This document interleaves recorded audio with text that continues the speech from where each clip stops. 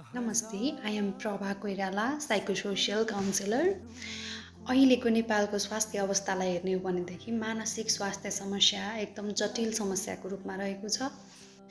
तर यसलाई सामाजिक कलङ्कको रूपमा लिने हुनाले चाहिँ सबैजना मान्छे चाहिँ खुलेर आफूलाई भएको समस्याहरू बताउनलाई अथवा बाहिर देखाउनको लागि चाहिँ चाहनुहुन्न।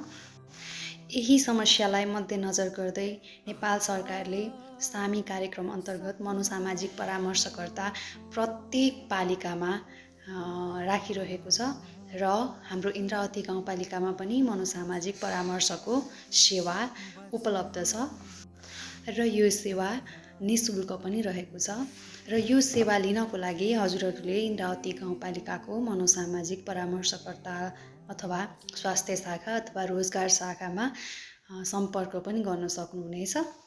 तपाईँ एक्लै हुनुहुन्न, हामी सबै तपाईँको साथमा छौँ।